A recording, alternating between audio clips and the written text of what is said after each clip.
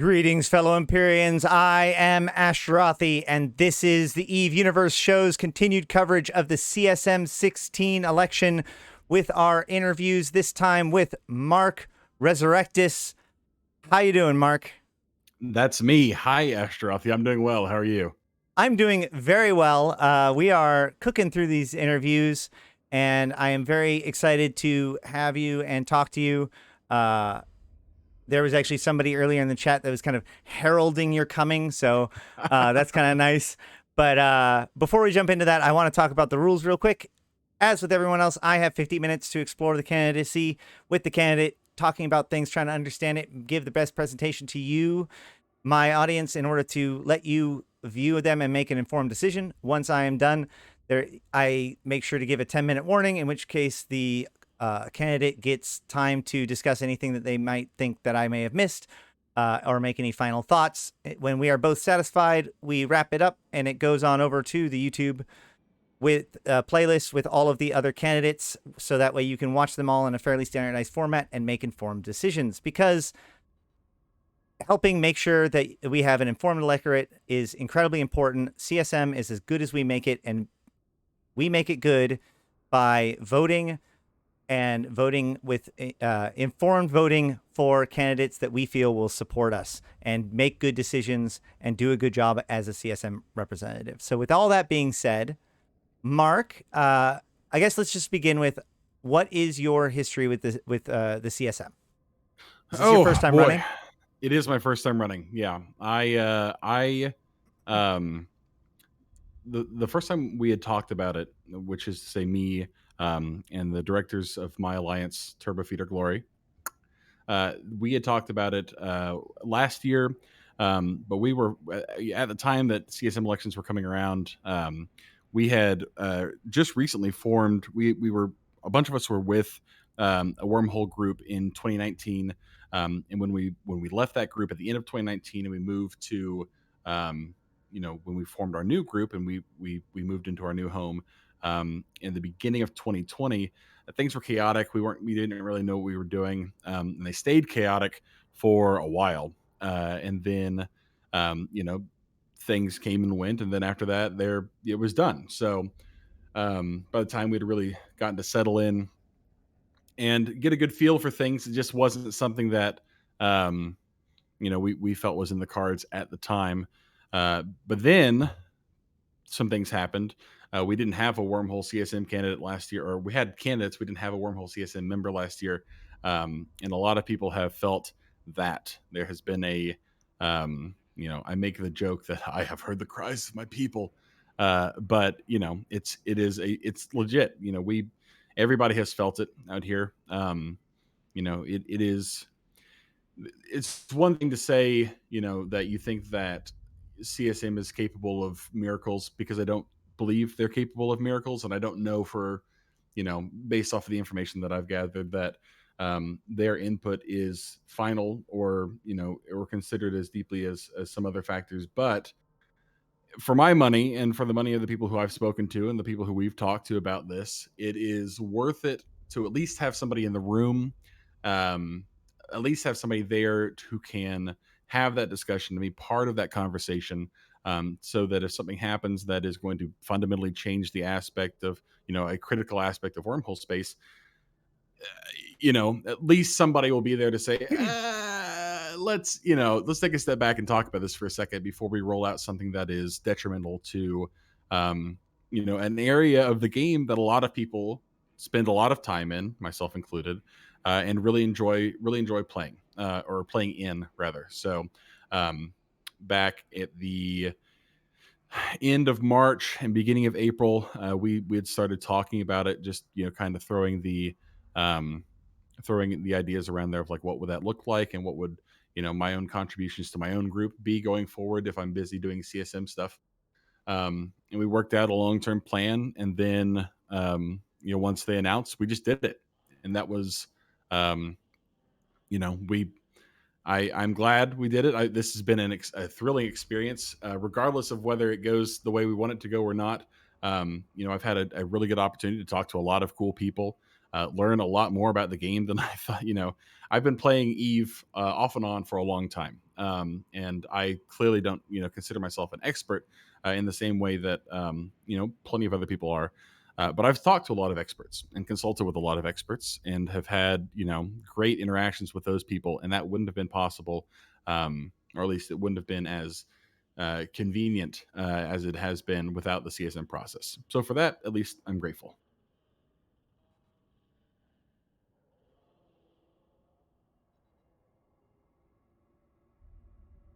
Yeah, for sure.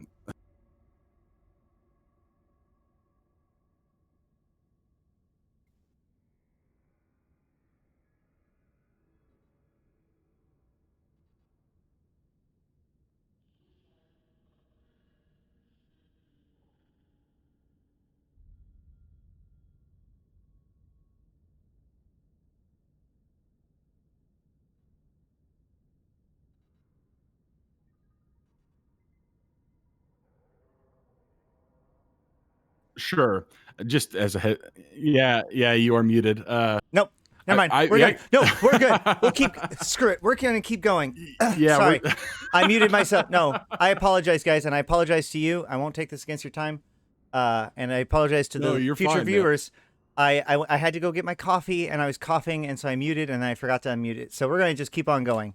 It's gonna be a really awkward 3 minutes where I'm just sitting here going, yeah, good points. Well spoken. Nope, I'm not starting again. We're gonna just keep on going. So, anywho, but what I was talking about was like you started in 2006, but you started playing actively in 2009. You say that you've been playing for a long time, sporadically, and all that sort of stuff. How sporadically is sporadic, and how much actual experience do you have from pre 2019?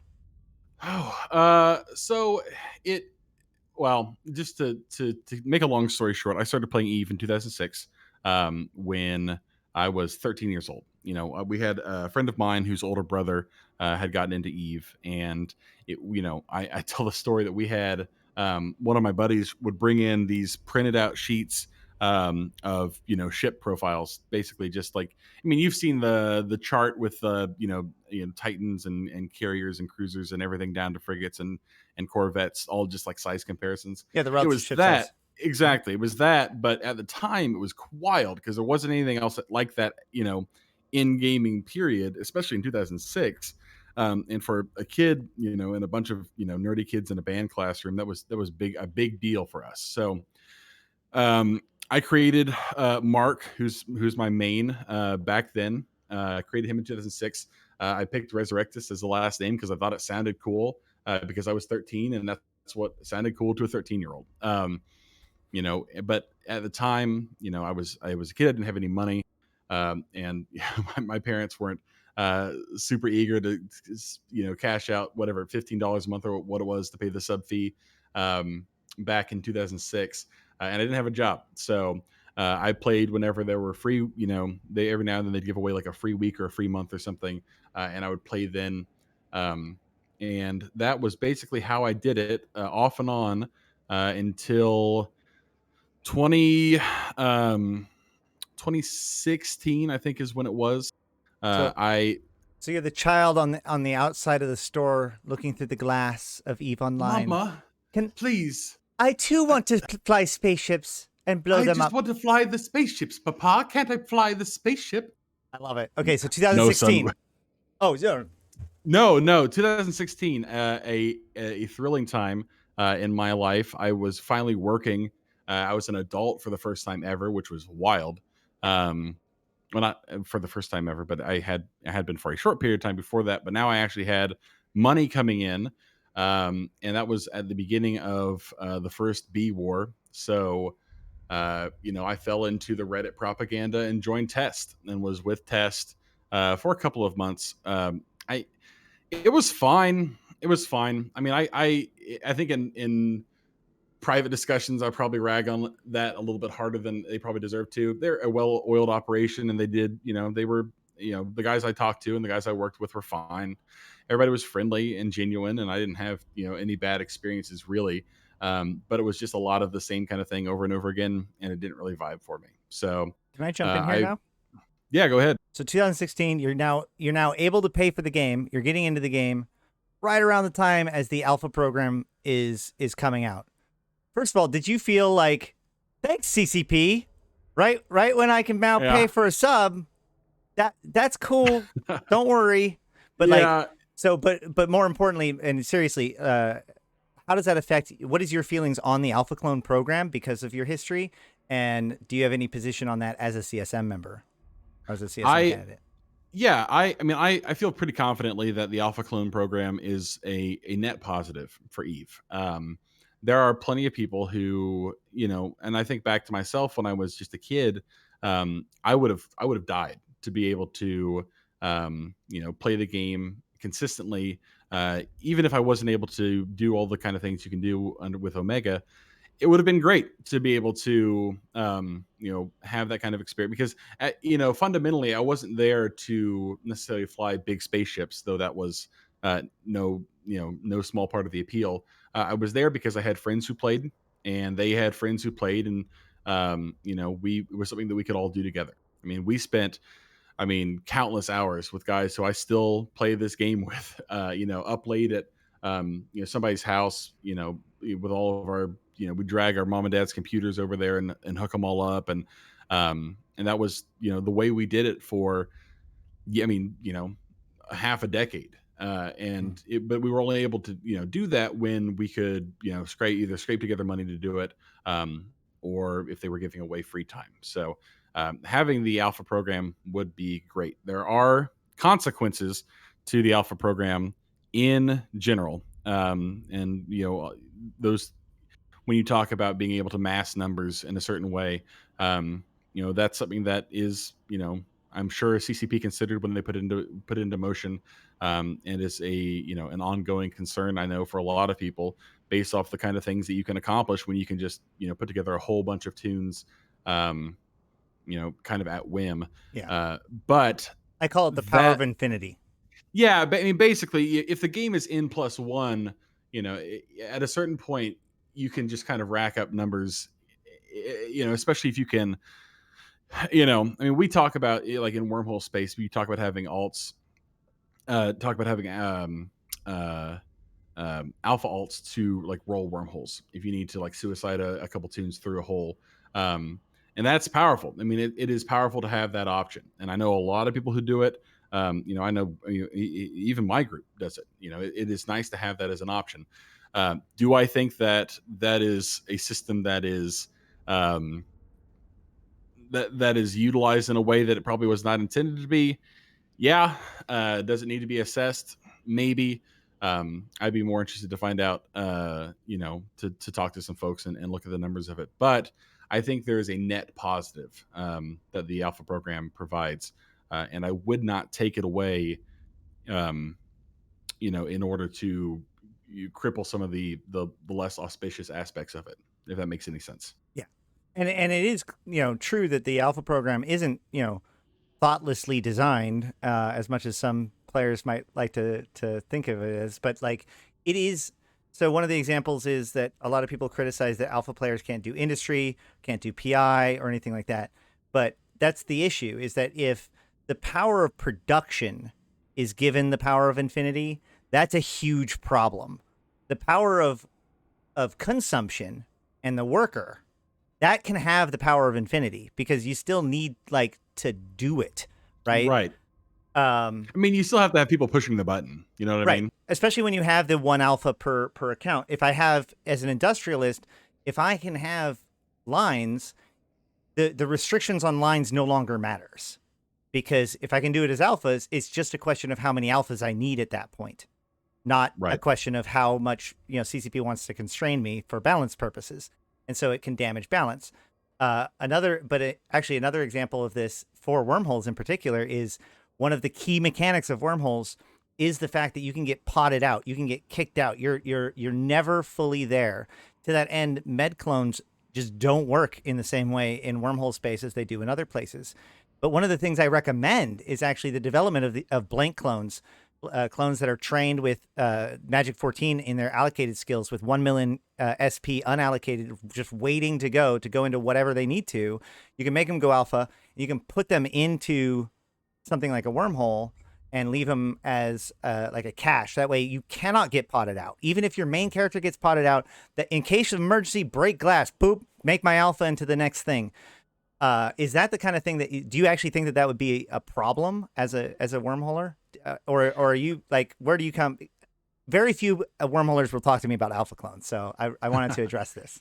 Yeah, I mean, it's like the long and short of it is that the thing that you just described is the thing that people are already doing. Right. I Well, don't yeah, know. of course, it's a good idea. Right. I mean, it's just one of those things where, if the tool is there, people are going to use it, and plenty of people use it. I mean, we do the exact same thing. And you're right. The reason is, as a wormholer, your experience in Eve is a transient one, right? It's very hard to put down long term roots, when there's always the chance that you could be potted and then have to find your way back in. There's always the chance that somebody could come over in a weekend, knock over your spot, and suddenly you're rebuilding from ground zero. Wormholers don't really have the excuse me, don't have the responsibility, um, or the burden, I guess, of empire building. We don't do that in the same way that, nullsec groups do, where you're working on controlling space. You have a limited range of aspect. Even larger groups in wormhole space, as much as people probably want to, um, you know uh, boast and hyperbolize, the kind of authority that these groups have. You're still limited by your connections, and you're limited by whole mass, and you're limited by, who can, especially, when you talk about, the ability for groups to bring huge numbers in through frigate holes. I mean, you could have, all the structures in the world, and have this huge setup inside of a wormhole.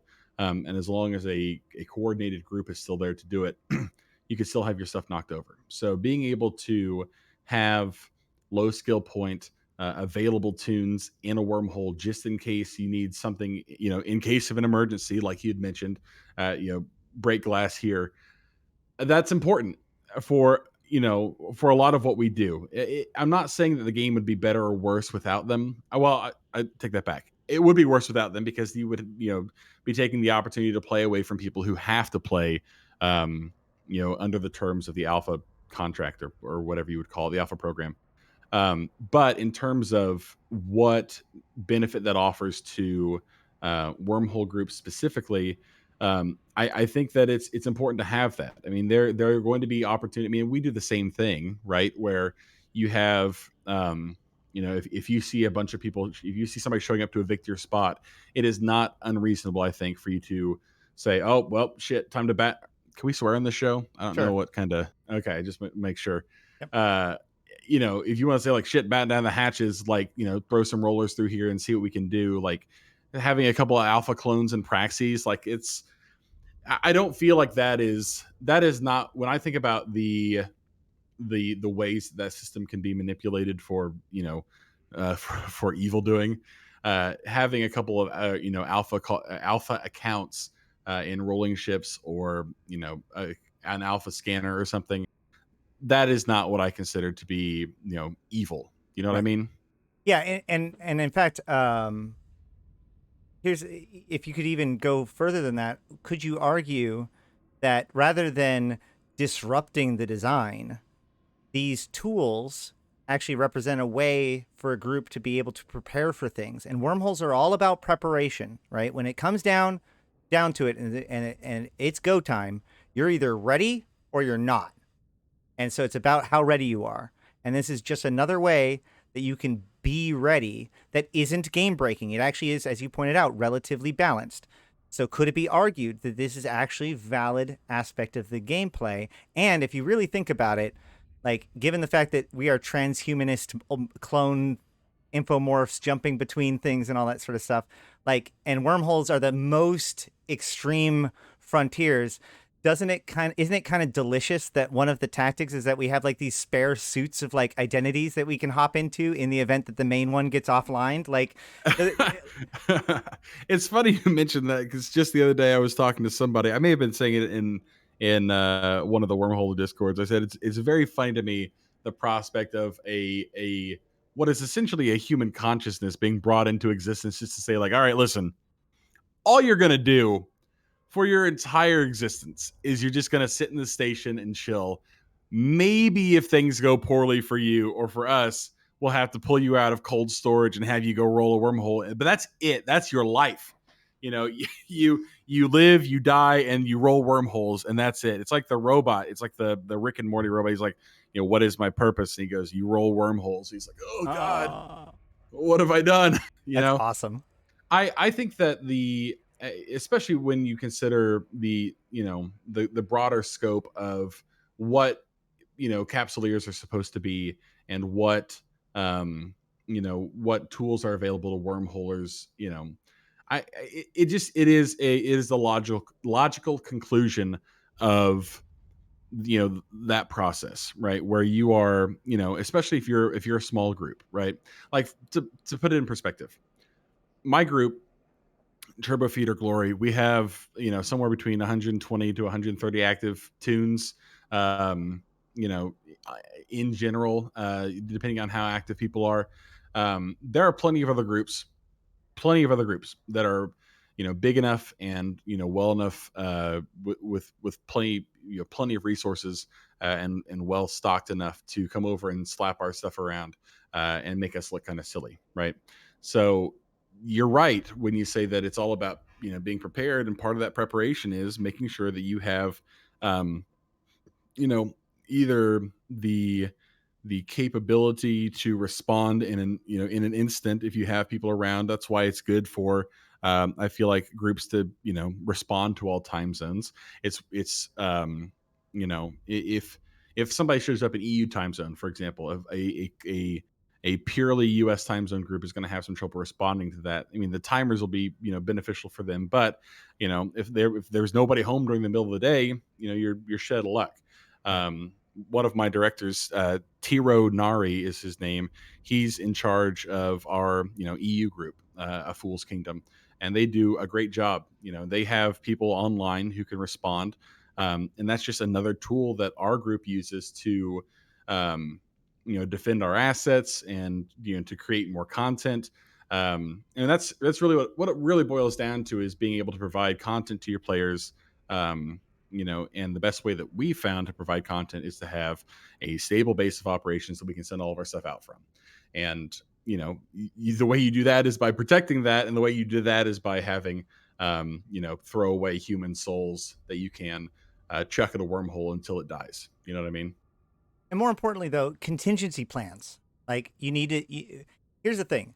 Like we talk about. I've heard a lot of complaints about wormhole evictions and all that stuff, and how somebody had mentioned that very few wormhole evictions or very few people survive wormhole evictions, and you could cite various different game mechanics.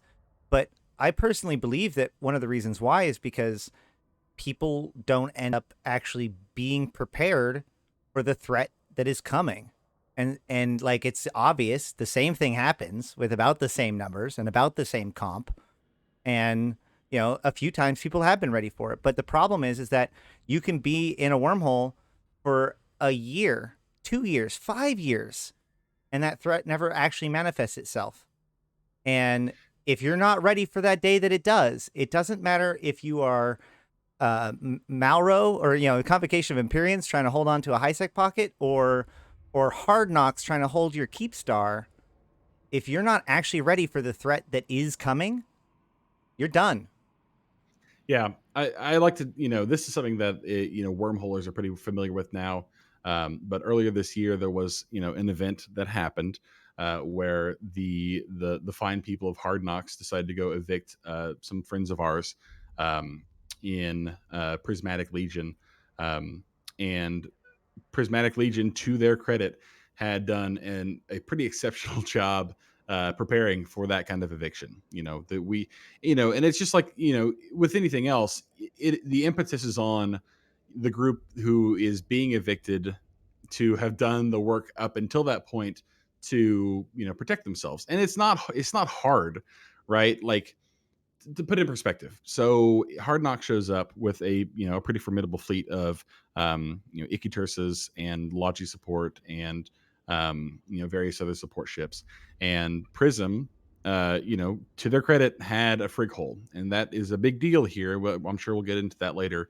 But we're able to get some friends in, which is another thing you have to. I mean, that's another part of preparing, right? Like making strong diplomatic contact or contacts, and they got their people in. But even if you get pods in, it doesn't do you any favors if you don't have ships for them to fly. So Right. they put together a ball of like 60 praxis or something, cruise missile praxis, and set them on the undock and just pop the Ketursis. And they were able to avoid their eviction. And Hard Knocks is about the baddest group in wormholes. I mean, they can slap just about. I mean, we have flown against Hard Knocks and with Hard Knocks, and they are. I mean, they do the job. I mean, they absolutely do the job. So being able to defend and to get an eviction against them is impressive, but falls back entirely on the amount of effort that Prism was able to put in to getting their assets in order, basically, for when that eviction attempt came. And when it did, they were able to respond. Yep. Does the same thing happen if they don't have that frigate hole? Hard to say. I like to think that any well enough stocked group, and and the other thing that is worth probably mentioning here is I feel like a lot of people talk about evictions in very like defeatist terms, like, well, it's either you win or you lose, and that's all it's going to be. But I like to think of it more like, win or lose, it's still a fight, right? Like plenty of people will, freighter up and log off and just, protect their assets that way, and that's fine. That's whatever. But that's, in the we have prepared. Our group has prepared, for example, for an eviction. We don't want to be evicted. We don't want to have to start from zero and build back up from nothing, right? But in the event that it were to happen, we want to make sure that we're at least ready to not go down looking like idiots. And have a plan in place, and that way we can fight. And if we lose, then we lose, and if we win, that's awesome.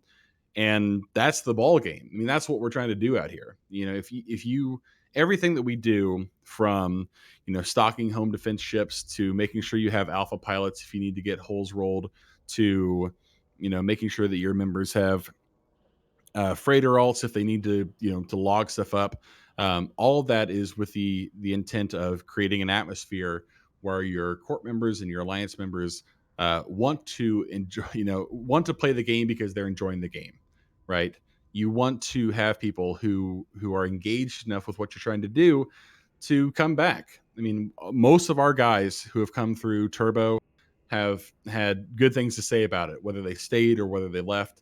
And I attribute that a lot to the work that my directors do, a lot to the work that my fleet commanders do. But it's all about creating an atmosphere where you say, yeah, I mean, we're going to do the best we can to get ready for an eviction, or yes, we're going to do the best we can to prepare for the inevitable. And we're just playing the game, right? That's We're true. just having fun. So That's true. And I didn't intend to be victim blaming. My point was more the fact that this is actually one of the things I really like about wormhole space is that it is about that. So and it is a very tough trouble. And the point that you made is very salient, that like it isn't a black and white victory success. And part of the issue is your preparation may evolve. Like you can have that frigate hull, but if you don't even have critical mass in the wormhole ready to exploit it, you're never going to be able to even break through. If you don't have the equipment already right, in place because you've been getting lazy about getting the pieces put together, guess what? It's too late. You can't build it now. And the reason why I say this is because we got evicted. And part of the reason why we got evicted was because it just so happened that like my main wormhole commander was like literally it was during like Black Lives Matter protests, and so he was like out being a medic and like physically not able to yeah, respond. And it just so happened that like my characters weren't in, and so we literally didn't have enough like together. I had over 100 people outside the hole ready to come in, but without even being able to take whole control for even a second, that didn't matter. None of that mattered. We weren't ready. right. Um, And I agree with you. It is one of my other directors, Real Tundra Paws, my Logi director. he says, pretty frequently that his greatest fear is, either being away or being on vacation, something during an eviction attempt. And it's Yeah. not just because like, you want to be able to secure your own stuff. Like, ISK is ISK. You can make more ISK. I think the bigger concern is, not being there for when it all goes down. Right. Because that is a huge, it's a huge bonding moment for the group, and it's a huge, it's fun. It's fun. I mean, Eve fights are fun. We wouldn't be in the game otherwise. You know what I mean? And I think that this threat is actually a big piece of what makes wormholes work. I think that this idea that like one day the test will come, because I honestly think that this was a big, like, it was a journey that we had to go through, because like we're building up our second version of it, and now people get it. Now that we've seen what happens when you're not prepared, there's a lot. When for a year, I'm like, hey guys, move your alphas in so that way you at least have somebody. I don't want to make an alpha. No. I'll just be able to go into my main. No, just in case, just make sure you have your alpha in there so that way you can't not be in the wormhole. Whatever. And then when we go and do it, nobody has an alpha in. I've been saying it for a year. Guess what? That isn't the way it is anymore. Like people. Yeah. Like, oh, it's like one of those things. Like you gotta go through the process. It's a growth for groups. Well, it is hard sometimes too to get people who don't see the long term outcome of that. It's hard to. It's just like I was in a group before we formed our current group that required people to bring in their own home defense ships, which isn't a bad thing. Inherently, there are plenty of smaller groups do that. Have people supply their own home defense ships. It's not it's not the end of the world to do that, and it wasn't super expensive or anything. But we had a really hard time getting people to do that because nobody, it was one of those things where, well, if it happens, we're just going to lose, right? So what's even the point at that point? Right. So I mean, we've done a lot of work to make sure that we, in the event that happens, we'll have ships in the hole to do stuff with. But and it's the same with getting guys to create alpha accounts to do one thing or another. Guys will sit there and go, okay, well, I might use this once in 2 years. What's the point of having this? And then when the moment comes that you want to have it, you're like, oh, okay, well, that would have been a really good idea. I should have done that. Yeah. And yeah, what was really frustrating for me was the people that were then frustrated at me because they're like, well, what do we do now? And my answer is, well, did you already do it?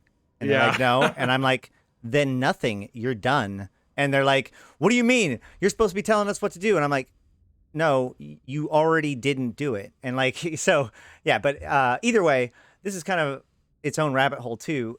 We kind of went down this road and I was okay with it because, I see this as a good opportunity to explore the way that you tackle the design space, in particular wormholes, which is what you're trying to represent, and look at it maybe from an angle that you weren't necessarily like totally ready to be like your angle, which is exactly what you would be doing on a CSM, right? You don't get to go and be, hey, do this. It's more like you show up and CCP are like, we're doing this. And you're like, okay. And you got to work with like what they're willing to work with you about. Right. So, yeah. To that end, though, I want to kind of get a little bit more traditional and say like, okay, so you are a wormhole candidate. And as a wormhole candidate, there's a central issue that I've brought up with all of them, which is that the key to the wormhole candidate is, or the wormhole vote is that the wormhole community has enough people to have a candidate. This has been proven fairly handedly if they can band together. Years ago, the wormholers felt that they needed representation, and so they did primaries, and they would vote on a specific candidate, and that candidate would be, would get elected, and that worked for a few years, and then eventually it started to fall apart, and then there was the Great Betrayal, and that kind of broke the trust of a lot of the wormholers, and that ended up, ever since then, it's been very difficult for one person to unify the wormhole vote. This time, I think we have 6 candidates, which makes this extremely important. That it's important for like a wormholer that's interested in wormholers to maybe vote for all 6 candidates, but which one is first is also extraordinarily important because, Mark here could get everybody's second vote, eliminated in the first couple of rounds, and then the person that was everybody's first vote get eliminated next because he was also not enough because it was split up between enough people. And your vote would have gone to Mark, but now won't because it was already eliminated because you didn't put him at number one. That's the big fear, right? Then nobody gets elected. That's how this works. So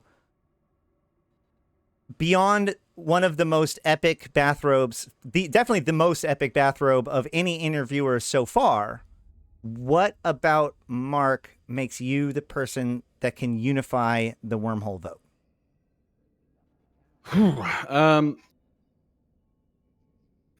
What about me best unifies the wormhole vote?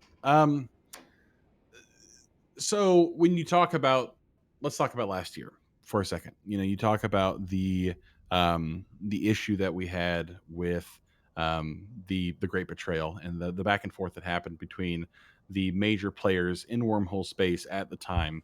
Um, the issue of concern there was that you would have, I mean, single transferable vote works for us, especially for wormholers, because you can have multiple people running and put multiple people on your ticket, and have a chance for any number of them to get in, depending on how the vote shakes out. And so the voting system benefits us, but it only benefits us if people are willing to put everyone on their ballot and just rank them in the order that they prefer, right? The problem is when you start leaving people off the ballot. And I think that's a lot of what happened last year. And I think there are probably plenty of people who were involved in what happened last year that will say the same thing, which is, you had people, and this has been, I mean, I think, either Exukis or Laura Seiko the other day was talking about how, um, it was a problem. One side of or the other will say, we're going to put our guy on the ballot and we'll just leave the other guy off, and then he just doesn't get any votes at all. And where that stemmed from or what the politics of that was, I'm not interested in diving too deep into the nitty gritty of it, because I know there's a lot of still a lot of bad blood there. But I think what's important for wormholers to recognize is that you can still support all of our candidates. And I don't think that I mean, my group, we fully intend to put all the wormhole candidates, you know, yeah, even Teddy, Del Teddy. Yeah, we'll probably still put Teddy on the ballot. We'll get all the candidates on the ballot, and You get like 10 votes. You got lots of room. yeah, I mean, it's a full ballot, and there are plenty of other people we'd like to vote for. I mean, Phantomite has done a lot of good work for wormholers, and we've talked about that at length before. And it's the process of making sure everybody's on board to support everybody, and then seeing how it all shakes out. For my part, I fully believe that the best I can do for wormholers is to be honest about what I intend to do, be honest about how I want to approach my interactions with CCP, and be honest about what I've done so far. I'm not a high class CEO. We live in a C4, and a lot of people don't like that. And I recognize why the high class gameplay is different than what we do. Fortunately, I've had a lot of great experience working with high class groups. We have run maybe more ops in high class than we have in low class, which isn't unreasonable. Um, I have a lot of good friends of mine who are high class CEOs and high class FCs, and a lot of good friends of mine who are, C4 CEOs and below, and fleet commanders and logi directors and any number of things. So, yes, we don't. My group doesn't have that specific experience, but we have branched out and had the good fortune of working with a lot of really talented people and a lot of really well put together groups in wormholes. And what I like to say to people is my where I'm coming from is a place of mutual understanding, right? It's not, I'm not out here to serve anybody except all capsuleers, which is a super political thing to say. Like, I serve all of my constituency, which is is what it is, a cliche, but it's true. Like, I'm not out here trying to say like I am interested in doing what is best for low class wormholers, because Mm-hmm. that is who my group is, and that is what I want to, that is who I want to invest the most time in. And so whenever I'm approaching my conversation with CCP, I only ever want to put, stock in things that'll benefit low class wormholers, and that will color all of my interactions, because that's not what that would be unfair first to friends of mine, in groups that I like working with in different parts of space. And that means outside of wormholes too. I mean, we know plenty of people who, either work with null blocks or are null blocks themselves. And I've worked with great people in those areas of space too. It would be silly for me to try and say my advocacy stops where my experience stops. You know what I mean? So, On you the know, topic of your group, sorry, I think I'm running no, go ahead, lower. please. If I don't start jumping in, we might not get all the topics done. So, Go ahead. Go ahead. one of the things you keep mentioning your group, I must confess, I'm not like the most knowledgeable person on wormholes. You guys are spooky people that like are weird, shouldn't be there, but Very yet you spooky, are. yeah. But no, I must confess, your logo, your organization, I'm not too familiar with it. Some of the other candidates who are running are from very storied and also polarizing organizations. Yours, maybe not so. How is your organization, and how are you known among wormholers? I like to, if I close my eyes and I imagine how I'm pictured in the hearts and minds of my fellow wormholers, I like to imagine that they consider me at least somebody who is well reasoned in his approach to, his interactions with other people. We Turbo, my corporation, the Holy Roman Empire, and Turbo, our alliance, are very particular in the fact that we're not out here trying to blew up everybody, and at the same time, not out here trying to piss everybody off either, right? It's You're not trying to you blow up can, everybody. You're not trying to blow up everybody. yeah, Somewhere in yeah, between. yeah, a little bit of both, a little bit of this, a little bit of that. At a column A, column B. The fact of the matter is, we try hard to, it's like Lady Gadfly in the comments mentioned earlier. Friends are just enemies you haven't known long enough. So, we enjoy being out here playing the game. We don't like to set blues. We like to, take every fight. This has been our big thing, and we've been involved in a lot of really big fights. I mean, we have fought with and against Hard Knocks. We fought, with and against Laserhawks, with and against Exit Strategy and Wholesale, and Singularity Syndicate, and Lupus, Little Red Riding Holes. You know, bandwagon with Stranger Danger.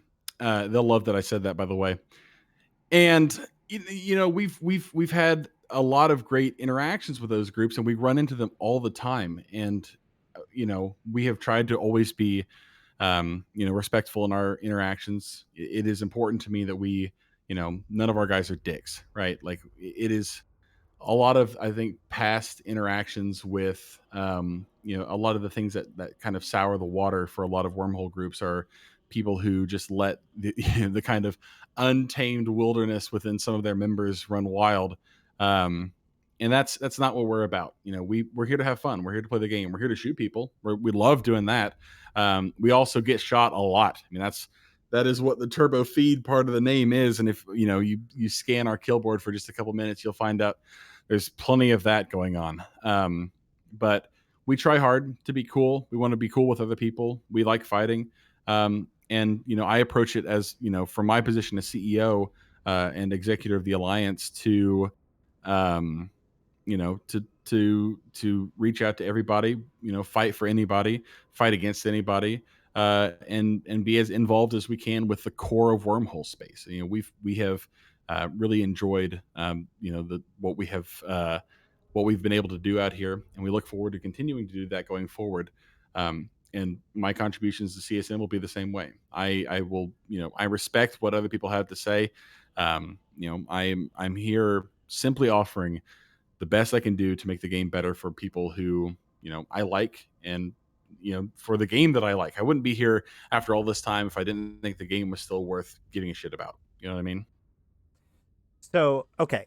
I think I've got one last question, and then I'm out of my Sure. time. But so now for, let's say, because obviously, as we mentioned earlier, you have multiple votes. So there could be people who are not wormholers or not deeply into wormhole, but having listened to all of these interviews, appreciate the fact that wormholers also need representation. And so maybe they're willing to give a wormholer their second or third vote once their main person is in. So let's talk to that person, the person that isn't necessarily a wormholer, but really wants to help wormholers get the correct representation. Why should you be the token wormholer that they support? So we're talking to that person directly. Okay, hang on. His name's Tim. Hey Tim, how you doing? My name's Mark Resurrectus, and I want to be your token wormhole candidate. I know you're probably looking at the ballot right now and thinking, man, I don't know any of these people. And that's fair. Teddy's pretty cool. He's Ashley's husband. Did you know that? That's very cool. And Evie, he's with Wingspan, and that's another name you've probably heard of. But this summer, I'm going to offer you a different way forward, because I want to offer you the chance to vote for somebody you've never heard of before. You can either take me at my word that I'll try my hardest and do the best I can, or just vote for me because I'm talking to you right now, Tim, here in a bathrobe in my house on Ashtrothy's show. But I am talking to you specifically, Tim. You can trust me. And if you can't trust me, you can at least be impressed by this. Scene. Not all interviews are created equal. Sometimes I feel like I might have missed the ball. Sometimes I feel like I managed to get something done. But it's answers like that is. I'm going to clip that out and make sure that gets shown outside. Thank you so much. That was awesome. Look, that's what we do all this for, man. We're just having fun, dude. Like here's the thing about it. I love Eve, dude. It's such a stupid spaceship submarine video game, but there are things that the game provides me that I would not get anywhere else. And I've had experiences playing this stupid video game that I would not have gotten anywhere else. And I cannot tell you how much it means to me. And that's why I want to do this. And if I get onto CSM and, it's just a miserable dumpster fire, I promise I'll never run again. But I feel confident in the coalition we've assembled. I feel confident in the people who I have brought on to teach me things that I don't know about the game. I feel confident about, the group that we've put together. And I feel confident that if you give me even just one little vote, I mean, there are 10 on the ballot, right? Like, just one. You can just spare one vote for old Mark, old Uncle Mark. He can just one vote. I can try my best and do everything I can to make the game better for you, Tim. That's compelling of an argument as I've ever heard. So just a couple of things to wrap things up. Sure. Actually, it is your 10-minute warning. So if there's anything else you want to. I don't really have, I mean, we've, if at this point in this conversation, you have not figured out what I'm all about, I don't think it's going to get through to you. I just want to shout out, my people back home, Conoco, Rild, Kyler, Tiro, and Ronan, I guess, Chris, you guys are all great. All the people in Turbo, and all the people, who we've worked with. I wouldn't be here without all of you guys, and I cannot tell you how much I appreciate your support. Wormholers as a general, even you degenerates over in Praise Bob, God bless us. We're out here doing the thing. I mean, I can't promise you miracles, but I sure can look good trying to. All right. Well, that's I love it. A few more questions since I got more time then. CSP Convict wants to know your favorite Ninja Turtle. Leonardo. Awesome. Yeah, that's Leonardo. Very cool. And there's another one. Where was it? Oh, I just FYI, I also support cat ears on player profiles. Thank you, fans. French fries or mashed potatoes? Mashed potatoes for sure. Yeah, French fries are kind of hit and miss. Mashed potatoes can be bad too, but I've had fewer bad mashed potatoes than I have had bad French fries. All right. Well, if I had any other ideas or thoughts or trains of questioning that I had, they've all been completely obliterated by that. But I will say that, no, I will. I do have one last question, which is that, sure. And this is kind of my wild card. How interested are you in the lore of EVE Online, and specifically, how much have you looked into like the puzzle box that is wormhole space? I think that Eve is a shallow game without the work that the lore masters do behind the scenes. It has never been the central focus of why I'm here.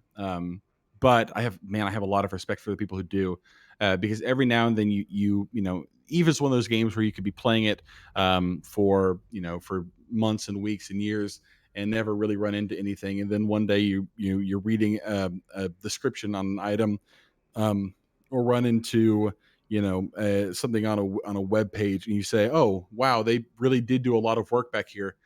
That's pretty incredible, especially with the work that was done, lore wise, maybe not so much execution wise, with the Trig invasion and everything that came after that. I'm a writer. I mean, not by trade. I do other things for work, but I write fiction on the internet. That's another thing that some of you probably know about me. And I have a lot of respect for the people who are able to keep such a concise and consistent story going over, you know, almost 20 years at this point. It has really been something to behold. In other words, yes, I support lore. Well, I am trying to get people interested in the puzzle box of Anoinkus again, because all of those sites, all of that stuff is meant to mean something, and we never, in my opinion, fully figured it out. So to a certain extent, I think CCP is kind of waiting around for us to actually start solving the puzzle that's already there. So I there's so much to do in wormholes, and if I was going to say anything else, I would say if you're not flying in wormholes yet, go join a wormhole group. If you think you're bored now, I flew level 4 missions on high sec for like 10 years. Take my word for it. Join a wormhole group. You're gonna love it. There's okay. just so much to do. To be fair, I want there to be more to do. That is like my whole platform, is that there are things that I think that wormholes need to be better at and that they're not currently. But in general, if you're bored playing Eve, you're just not playing Eve the right way. Take my word for it. Join a wormhole group. You're gonna love it. Turbo's recruiting. Well, I feel like this is one of those interviews that kind of got away from me, where there's so much to cover, and I actually bumped up against time. But really, like, if anybody is interested in this, go to these forum posts, ask questions, dig into it. Um, I've said it many times, and I'll say it again. Like, having proper wormhole representation is absolutely critical. The events of last year, if anything, made that even more so. And mending that divide and getting past the past is going to be really, really critical. And Mark Resurrectus is one of those guys that seems to come with the charisma and the enough following, but maybe enough of the, like, not baggage to be the person who can be our wormhole candidate and be the person that makes that happen. Because I mean, I try not to talk about other interviews in each interview because they're kind of all timeless. But like, just before this, I was talking to a nullsec candidate. Oh god, now that I just said that, I just forgot. My It was dyslexia brisk. kicked in. Yeah, Brisk. Yeah, my dyslexia kicked in. I couldn't like recall the name. I appreciate it, but he was talking I got you, about baby. how important even him, the null, like this nullsec, whatever candidate, was talking about how important it is for the wormholers to have representative, because nobody understands you guys, and but we love you, and we think that you bring something really important to the table, and I think that you personally have brought an energy that I think is really awesome. When, as we talk about like what wormholes can be, it's not all just about timers and victories and ISK and whether or not this is like balanced, or whether or not these, but it's like, is wormhole the place that brings us back to awesome like mystery and excitement, and does it energize us again? And I think that is something I love to have at the table at a CSM summit. So best of luck to you. Oh, best of luck to you, my friend.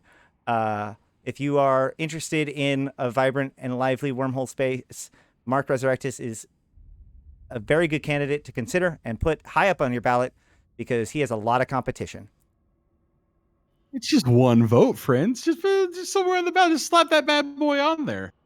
Thanks a lot, Astrothi. Appreciate you being on. Everybody, turbofeederglory.com/mark-csm-16. Hit me up if you have any questions, concerns, or want to talk about anything. I'm always available. Join the Turbo Feeder Glory Discord. I'm always there. I love you all. Mwah. Eve, you're great. Hit me up sometime and we'll get lunch. Bada bing, bada boom. We're out of here. 07.